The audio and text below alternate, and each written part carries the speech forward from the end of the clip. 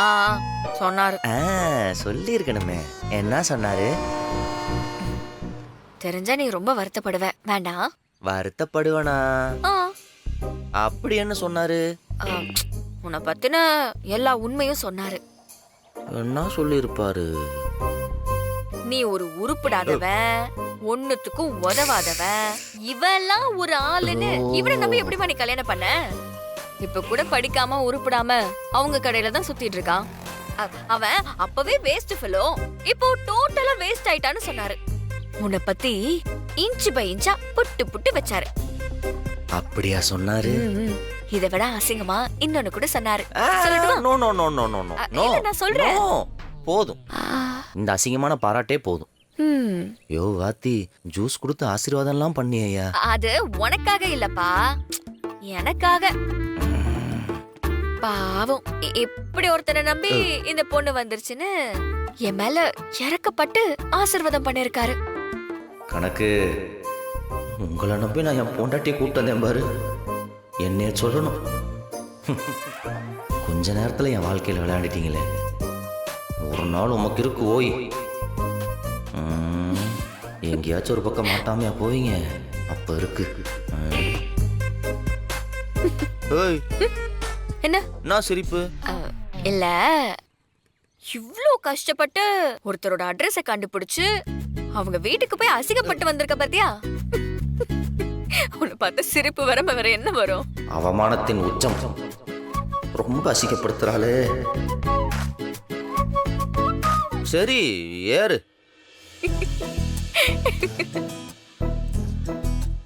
எவ்வளோ அவமானமா போச்சு வாத்தி. போலாம்.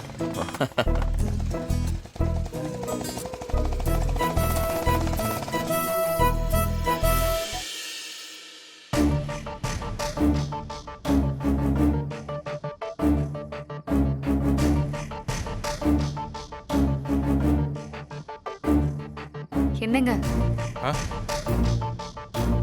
மாமா இப்படி பண்ணுவாருன்னு நான் கொஞ்சம் கூட நினைக்கல. கடையில இருக்கிற முக்கியமான பொறுப்பெல்லாம் இப்படி 3 பங்கா பிரிச்சு கொடுத்துட்டா அப்புறம் உங்களுக்குன்னு என்னங்க மரியாதை இருக்கு? உங்க சின்ன தம்பி மாறன் குடவுன்ல சரக்கு ஏத்துறது இறக்குறதுன்னு அந்த மாதிரி வேலை தான் பார்த்துட்டு இருக்காரு. ஆனா நீங்க எத்தனை வருஷமா கடைய பொறுப்பா நிர்வாகம் பண்ணிட்டு இருக்கீங்க. அப்பாக்கு அப்புறம் எல்லாமே நீங்க தானே அவரும் எல்லா இடத்துலயும் சொல்லிட்டு இருந்தாரு. நீங்க பல இடத்துல காலரை தூக்கி விட்டுட்டு இருந்தீங்க. இப்ப எல்லாமே தலைகீழா மாறிடுச்சுங்க. விடு கண்மணி, அண்ணன் தம்பி 3 பேர் இருந்தா ஆளுக்கு ஒன்னா பிரிச்சு கொடுக்கறது சகஜம் தானே? ஏங்க, நான் உங்க தம்பிங்களுக்கெல்லாம் பொறுப்பு கொடுக்க கூடாதுன்னு சொல்லலைங்க. ஒரு எடுத்துக்காட்டுக்கு உங்க அப்பா இருக்காரு, அதுக்கப்புறம் நீங்க தானே இருக்கீங்க. கடையில ஒரு முக்கியமான முடிவு எடுக்கணும்னா யாருங்க எடுப்பா? உங்க அப்பா இருப்பாரு எப்பவுமே. அவரு தானேங்க முதலாளிங்கிற இடத்துல இருந்தாரு. அவருக்கு அடுத்து அந்த இடத்துக்கு வர்றதுக்கு ஒருத்தவங்க இருந்தா தானே கடையில ஏதாவது ஒரு சிக்கல் வந்தாலும் இல்ல ஏதாவது டெவலப் பண்றதா இருந்தாலும் ஒரே ஆளா டெசிஷன் எடுக்க முடியும். அப்படி இருந்தா தானேங்க கடையோட வளர்ச்சிக்கும் நல்லது. மாமாவும் இப்படிதானங்க இத்தனை நாளா சொல்லிட்டு இருந்தாரு. இப்ப அப்படியே எல்லாம் மாறிடுச்சு. இனிமே கடையில சின்னதா ஒரு குண்டு பல்பு மாற்றதா இருந்தாலும் நீங்க உங்க தம்பி கிட்ட கேட்டு கலந்து பேசிதான் முடிவெடுக்கணும். பேருக்கு வேணும்னா எல்லாரும் உங்களை முதலாளின்னு கூப்பிடலாம். ஆனா நீங்க உண்மைய சொல்லணும்னா நீங்க முதலாளி மாதிரி தாங்க. நீங்க ஒன்னும் முதலாளி கிடையாதுங்க.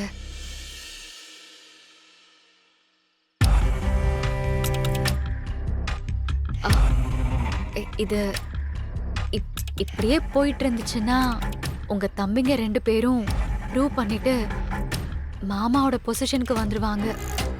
அதுக்கப்புறம் நீங்க இப்ப இருக்கிற முதலாளி மாதிரியா கூட இருக்க முடியாது. சேச்சே, அப்படிலாம் நடக்காது கண்மணி. என் அப்பாவும் தம்பிங்களும் என்னை எப்பவும் ஏமாத்த மாட்டாங்க. என்ன நீங்க தப்பா எடுத்துக்காதீங்க. இதெல்லாம் உங்ககிட்ட மட்டும்தான் ஷேர் பண்ண முடியும். எனக்கு தோன்றத நான் சொல்றேன். அ, எனக்கு என்னவோ மாமாவும் எல்லாரும் சேர்ந்து உங்களை ஓரம் கட்டுறாங்களோன்னு சந்தேகமா இருக்குங்க.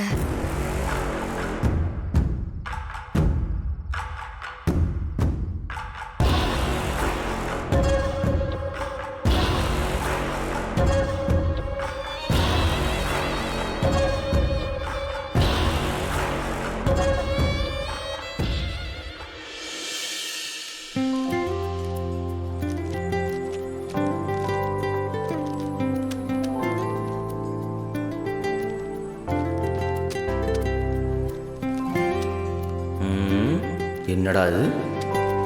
ஆ, என்ன பாக்குற? இல்ல ரூம் எதுவும் மாறி வந்துட்டனான்னு பாக்குறேன். ம், ஏன்? இல்லடி, புக்குக்கும் நம்ம ரூமுக்கு செட்டே ஆகாதே. நீ வேற இத்தனை புக்கு அடுக்கடுக்கா வச்சிருக்கிற. தலைக்கு வச்சு தூங்க போறியா? நீ தானே என்ன காலேஜ்ல சேர்த்து விட்ட. ஆமால, மறந்துட்டேன். எக்ஸாம்க்கு படிக்க போறேன், டிஸ்டர்ப் பண்ணாத. ஓ, அப்போ ஃபுல் ஃபிளெஜ்டா எக்ஸாம் எழுதலான்னு முடிவு பண்ணிட்டேன். ம், கோல்டு மெடல் அடிக்காம விடமாட்ட போல. ஆ, படி. சரி சரி, படி படி படி. தேவையில்லாம பேச்சு கொடுத்து என்ன டிஸ்டர்ப் பண்ணாத, அமைதியா போ. ம், உன்னை டிஸ்டர்ப் பண்றக்கா இவ்வளோ கஷ்டப்பட்டு உன்னை காலேஜில் சேர்த்து விட்டுருக்கேன். டிஸ்டர்ப்லாம் பண்ண மாட்டேன். நீ படிச்சு என் பேரை காப்பாத்து, அது போதும். ம். ம், உனக்கு ஏதாவது ஹெல்ப் வேணுமா? என்ன ஹெல்ப்? இல்ல ஏதாவது சப்ஜெக்ட்ல டவுட்ஸ் அந்த மாதிரி ஏதாவது டீச் பண்ற மாதிரி ஏதாவது ஹெல்ப் வேணுமா? அதெல்லாம் நான் பாத்துக்கிறேன், நீ உன் வேலையை பாரு. ஓ, நோ ஹெல்ப்பா? நீ உதவி பண்ணாம இரு, அதுவே எனக்கு ஒரு பெரிய ஹெல்ப் தான். போதுமா? போ. பஞ்சு. ஆ, சரி படி, நான் போய் என் வேலையை பார்க்கறேன். ம்.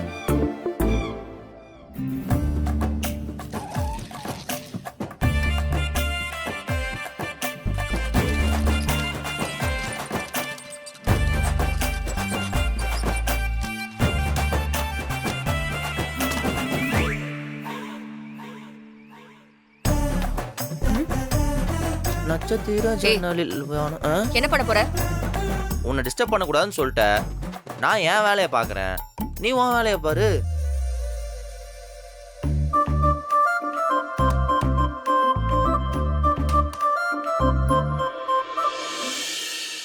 ஓய், உன் லுக்கு ஏன் இந்த பக்கம் வருது? ஏன் நீங்க மட்டும் தான் படிப்பீங்களா? I am also education, you know. எங்களுக்கும் 1008 வேலை இருக்கு.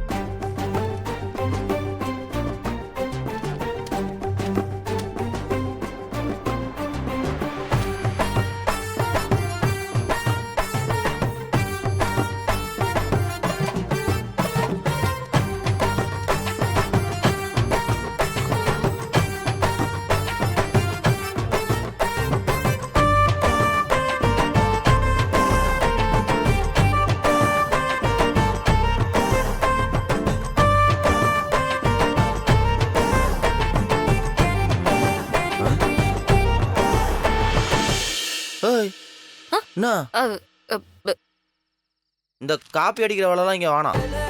முடிஞ்சா எக்ஸாம் ஹாலில் போய் ட்ரை பண்ணு. அட்டம்ப்ட் எல்லாம் பாஸ் பண்ணு. ஆனால் மாட்டிக்க கூடாது. ம், ஏய், யாரை பார்த்து காப்பி அடிக்கிறேன்னு சொன்ன? அப்புறம் நான் ஏதோ சின்சியராக எழுதிட்டு இருக்கேன், நீ வந்து எட்டி எட்டி பார்த்துட்டு இருந்தா என்ன அர்த்தம்? என்ன எழுதுறேன்னு தான் பார்த்துட்டு இருந்தேன். ரொம்ப தான்.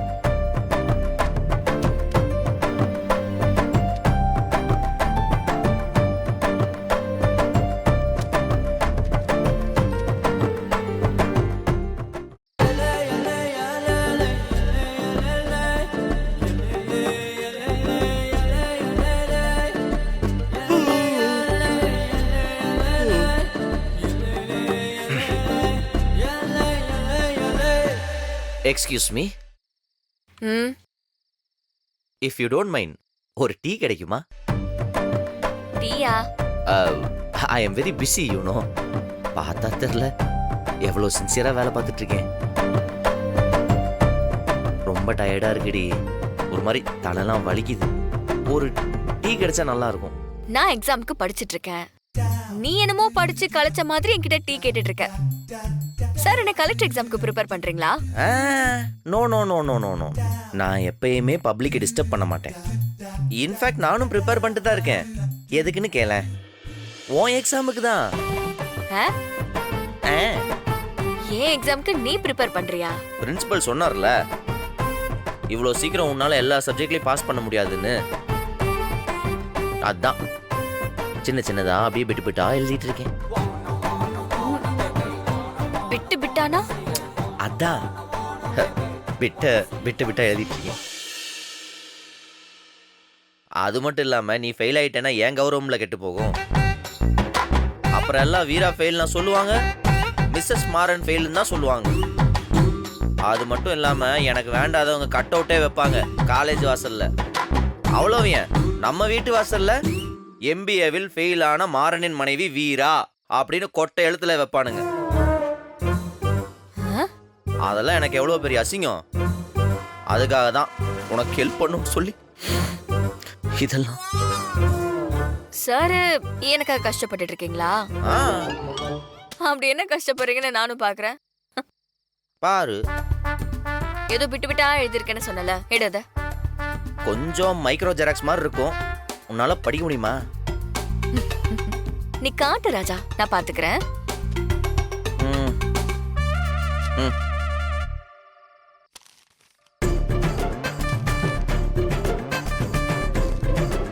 எப்படி எழுத்தெல்லாம் முத்து முத்தா இருக்குல்ல?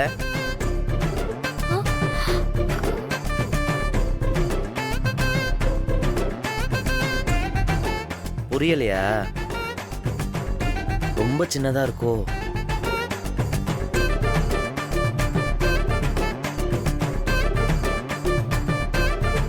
நீ ஒன்றும் கவலைப்படாத, ஒரு ஐடியா இருக்கு. நீ இந்த பிட்டை பார்த்து எழுதுற அளவுக்கு ஒரு ஐ கிளாஸ் ரெடி பண்றேன், நல்ல ஜூம் இன் லென்ஸோட.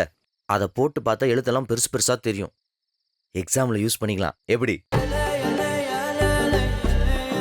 சின்ன சின்னதா எழுதுனாதான் நிறைய பிட்டை உள்ள வச்சு சொருக முடியும். இங்க பாரு, அதுலயும் நீ லேடிஸ் வரையா, உங்களுக்கு எங்களை மாதிரி கஷ்டம் இல்ல, ஒரு பிரச்சனையும் வராது. ஏய், என்ன பார்த்தா உனக்கு எப்படி தெரியுது? ஏன், நீங்க பிட் அடிச்சதே இல்லையோ? நான் யூனிவர்சிட்டி டாப்பர்ரா. இருந்துட்டு போ. அவங்கெல்லாம் பிட் அடிக்க மாட்டாங்களா என்ன? அபு, சரி சரி, முறைக்காத. யாரும் பிட் அடிக்க மாட்டாங்க தான். நீங்க தான் பெரிய நேர்மைவாதியாச்சே. ஏது எது என்னென்னு கரெக்டா இருக்கான்னு பார்த்து சொல்லு. கிழிச்ச என்ன கேள்விக்கு என்ன பதில்டா எழுதி வச்சிருக்க? இந்த புக்ல இருந்து பாதி இருக்கு, அந்த புக்ல இருந்து பாதி இருக்கு. இந்த புக்ல இருக்கிற क्वेश्चनக்கு இந்த புக்ல இருந்து ஆன்சர் எழுதி வச்சிருக்க. ஒழுங்கா பாரு. என்னடி சொல்ற? 3/4 மணி நேரம் கஷ்டப்பட்டு எழுதி இருக்கேன்டி. இது இந்த கேள்விக்கு ஆன்சரே கிடையாது. இல்ல, 2-3 புக்கை வச்சு எழுதுனேன், அதுதான் கொஞ்சம் மிக்ஸ் ஆயிடுச்சு போல.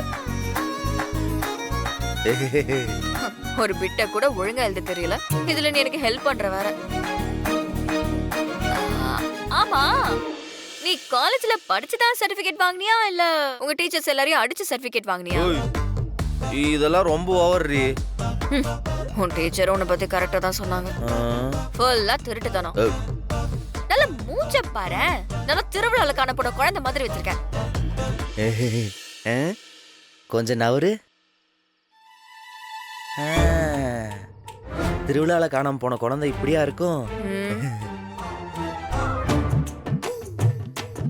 ஓகே, ஆக மொத்தம் நீ என்ன குழந்தைன்னு சொன்ன பாத்தியா? I like it. எல்லா பொண்டாட்டிக்கும் புருஷன் ஒரு குழந்தை மாதிரி தானே. அதை தானே மீன் பண்ணி சொன்னேன். Okay okay okay, cool cool. You carry on, go, போய் படி போ. போங்கங்க.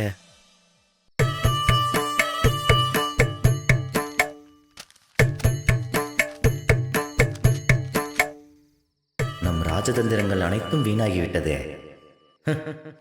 3/4 மணி நேரம் உட்கார்ந்து எழுதுனேன்.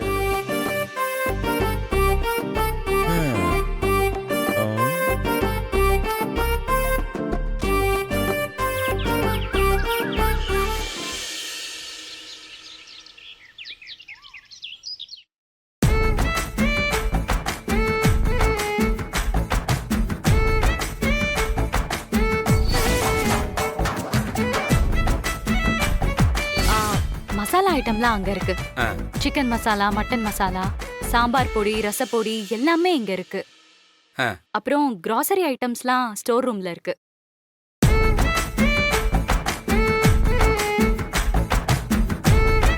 யார் இந்த ஆளு? ஹோட்டல்ல வேலை செய்யற மாதிரி இருக்காரு. இவரை கூட்டிட்டு வந்து இங்க என்ன பண்றாங்க? ஸ்டோர் ரூம் கீ இனிமே உங்ககிட்ட தான் இருக்கும். ம். வேணுங்கிறத பார்த்து எடுத்துக்கோங்க. சரிங்க மேடம். எந்த பொருள்லாம் உங்களுக்கு சமைக்க தேவைப்படுதோ அது இல்லனா ப்ராப்பரா லிஸ்ட் போட்டு கொடுத்துருங்க. Okay madam. நம்ம வீட்டுக்கு எப்பவுமே பல்கா தான் வாங்குவோம். ம்.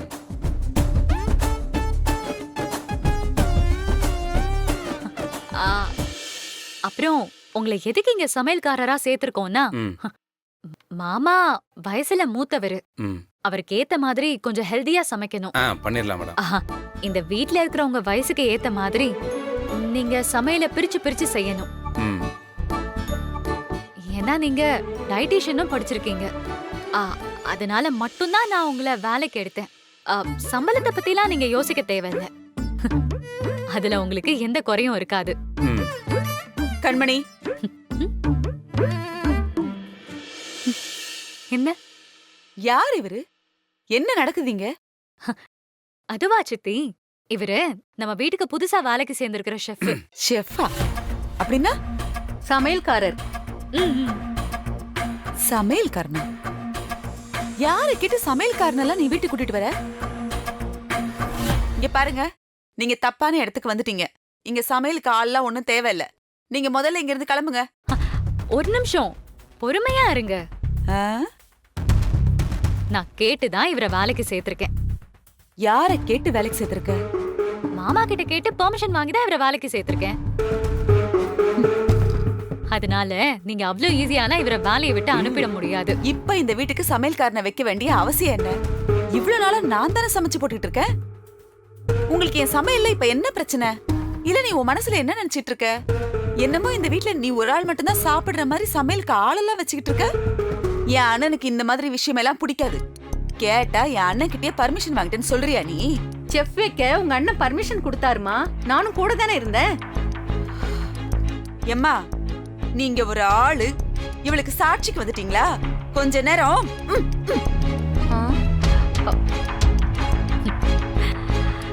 இங்க பாருங்க, நீங்க உங்க இஷ்டத்துக்கு பூரி சாப்பாடுன்னு நிறைய எண்ணெய் போட்டு இஷ்டத்துக்கு என்னென்னமோ அன்னெசரியா செஞ்சுட்டு இருக்கீங்க. ஆயிலும் மாவு சத்தும் அதிகமா சாப்பிட்டா ஹெல்த்துக்கு நல்லது இல்ல. ஃபியூச்சர்ல டயபெட்டிஸ், பிபி அது இதுன்னு ஏகப்பட்ட பிரச்சனை வரும். அதெல்லாம் உங்களுக்கு தெரியாது, சொன்னாலும் புரியாது. எனக்கு இந்த வீட்ல இருக்கிறவங்களோட ஹெல்த் ரொம்ப முக்கியங்க. மாமாலாம் ரொம்ப வருஷம் வாழணும்னு நினைக்கிறேன். கண்மணி, நீ மத்தவங்க கிட்ட பேசி ஏமாத்துற மாதிரி என்கிட்டயும் பேசாத. உனக்கு இந்த வீட்ல எவ்வளவு அக்கறை இருக்குன்னு எனக்கு நல்லாவே தெரியும். பேச வந்துட்டேன். நான் சமைச்சு போட்டு உங்க ஆரோக்கியம் எல்லாம் கெட்டு போதா? சித்தி, நான் அப்படிலாம் சொல்லல. இன்னைக்கு காலத்துக்கு ஏத்த மாதிரி மாறணும் தான் சொல்றேன்.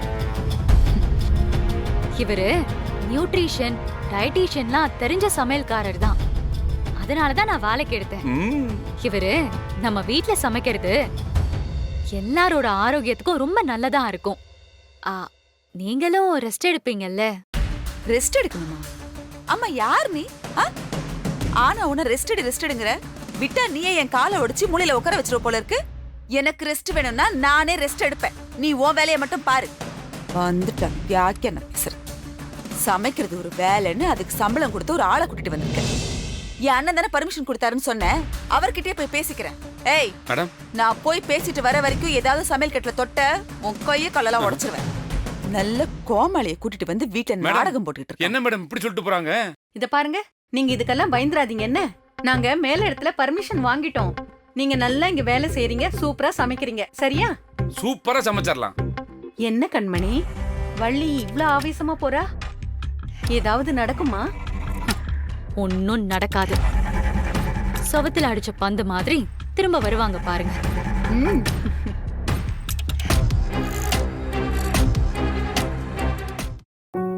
இந்த சூரத்ல இருந்து மெயில் வந்திருக்கு, செக் பண்ணியா? இல்லைங்கய்யா, பாக்குறேங்கய்யா. பாரு, அந்த லிஸ்ட் எல்லாம் அனுப்பிச்சிருக்காங்க. சரிங்கய்யா. பொங்கல் வேற வருது. அந்த லிஸ்ட் எல்லாம் செக் பண்ணிட்டு என்னென்ன இருக்குன்னு பார்த்துட்டு நமக்கு வேற ஏதாவது தேவைன்னா மறுபடியும் நீ மெயில் அனுப்பு, சரியா? சரிங்கய்யா.